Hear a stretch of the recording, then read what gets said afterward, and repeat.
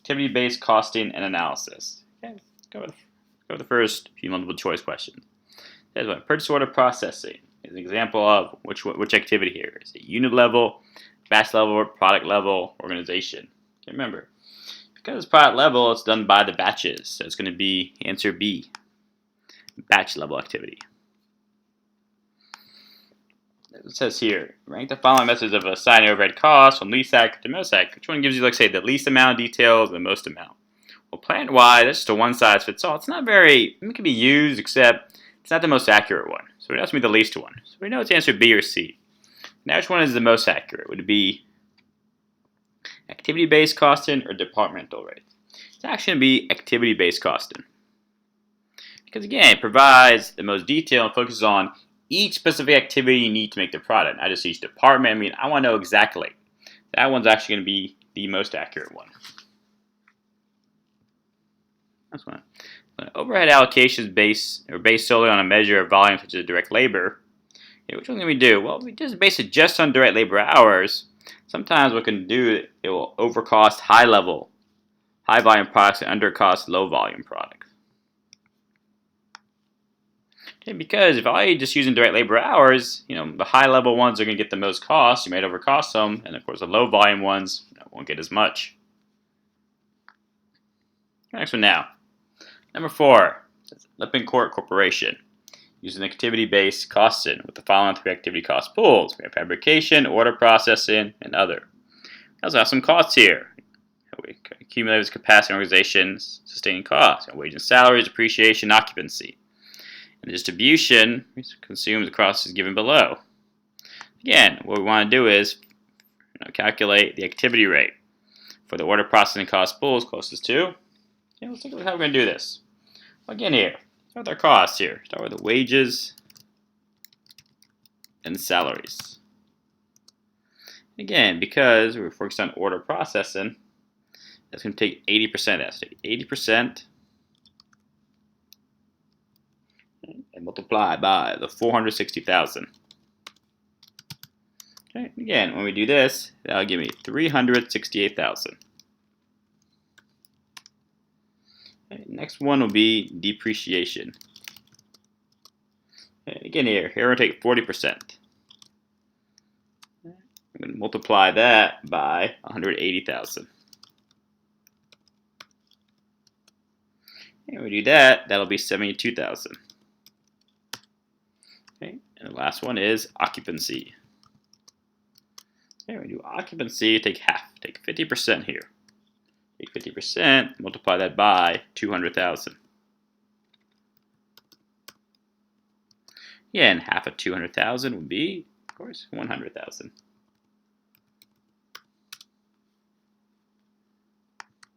Again, the last part, add them all up now. Okay, when we add them all up, that'll be $540,000. And again, the last part, to get the activity rate. Get the activity rate again. Start with the 540,000. And divide by how many orders? You see, we have 400 orders. Divide by 400 orders. Okay, when we do that, that'll be $1,350 per order. And that'll be answer D.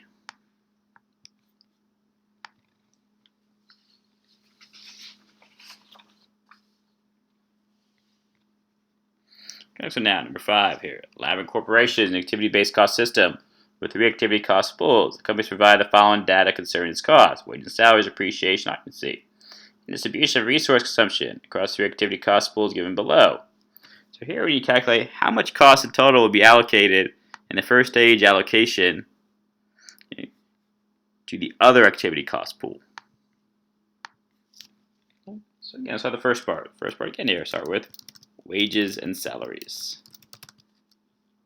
Yeah, that part we want 10%, multiply that by the 420,000.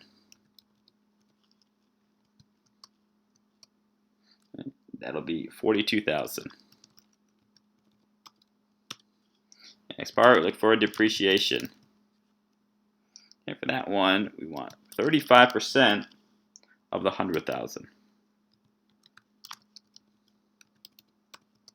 When we do that, That'll be 35,000. And the last one, occupancy. That one we want 40%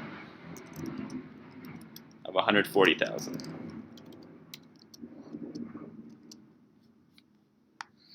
That'll be 56,000. Okay, the last part, you want to add these three up. So again, we take the 42,000 plus 35,000 plus 56,000. And that'll be 133,000. Yeah, it's going to be answer B.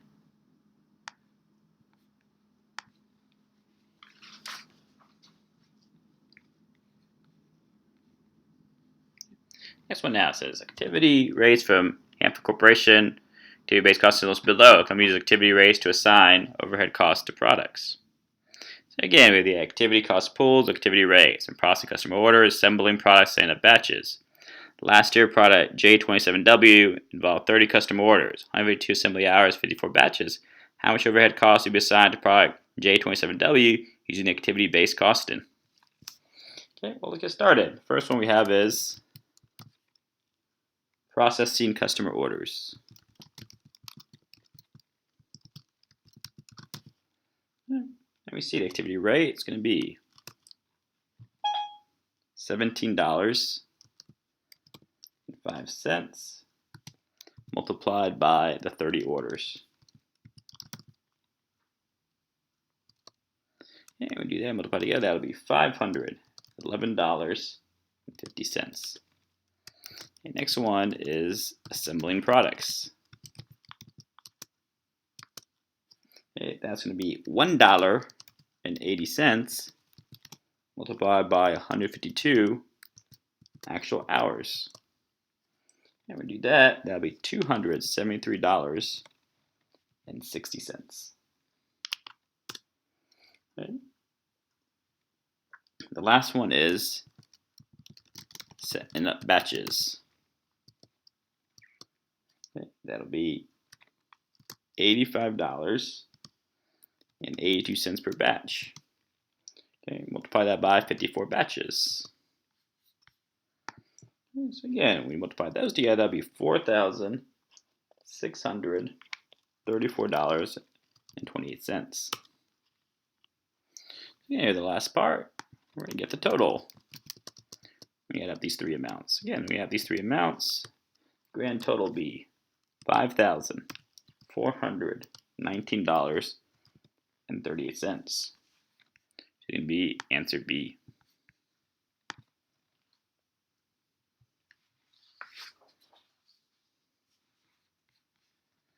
Right. The next one now says here, Club Corporation provide the following data from the activity costing account system: indirect factory wages, factory equipment depreciation, distribution of resource consumption across activity cost pool, indirect factory wages, factory equipment depreciation. The other activity cost pool consists of some idle capacity organization sustaining costs that are not assigned to products. It says here, how much indirect factory wages, factory equipment depreciation costs will not be assigned to product using activity-based costing system? Well, again, the first one is we start with the indirect factory wages.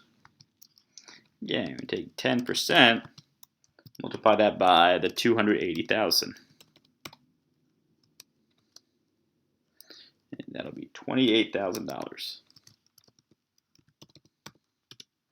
Okay, another one is the factory equipment depreciation. That one we want 20%, multiply that by 200,000. And we do that, that'll be $40,000. And we see here the total. You do 20,000 plus the 40,000, that'll be 68,000. That'll be answer B.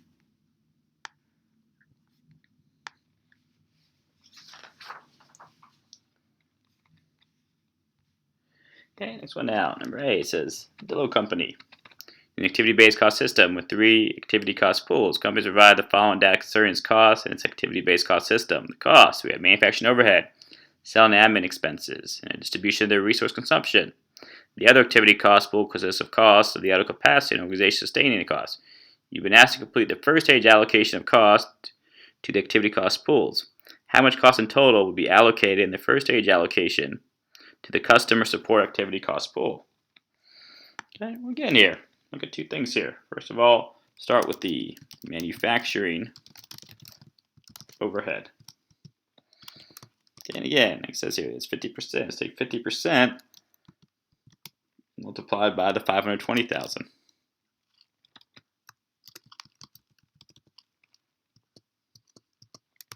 And we do that, that'll be 260,000. Another one we have is for selling and administrative. And that, we're going to take 35% multiplied by 140,000. That'll be 49,000.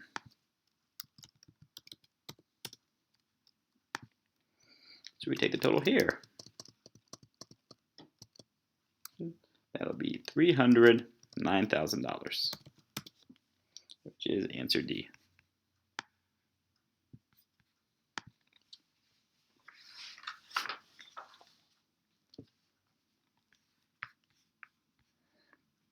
Okay, last one here. That's for Aquila Corporation. Activity-based costs determine product costs for external financial reports. The companies provide the following concerns the activity-based cost system. Activity cost pools, estimated overhead costs, and our expected activity. Assuming that actual activity turns out to be the same as expected activity, the total amount of overhead costs allocated product X would be closest to. Okay, so again here, start with each activity cost pool. Start with machine related. Take the total cost, which is $239,000. Divide by the activity, which is $10,000. Okay, that'll give me activity rate. That'll be $23.90. Then start with the batch setup. Okay. Take the total cost, which is $234,900.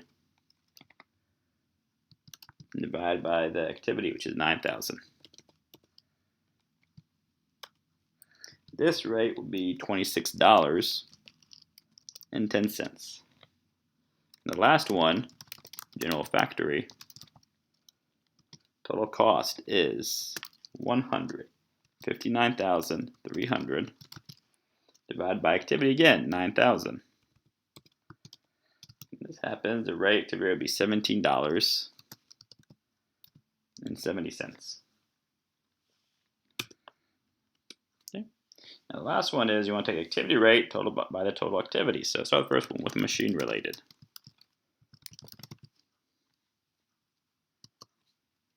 Okay, take the $23.90. Yeah, multiply by the activity, which is 4,000. Okay, so when we do that, the activity-based cost will be $95,600.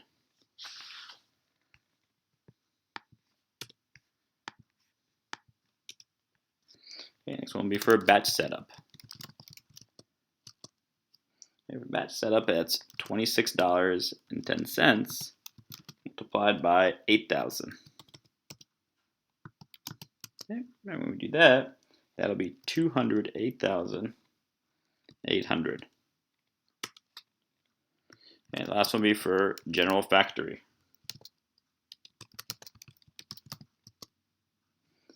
That'll be for $17.70 multiplied by the 3,000. And we multiply this together, that'll be 53,100.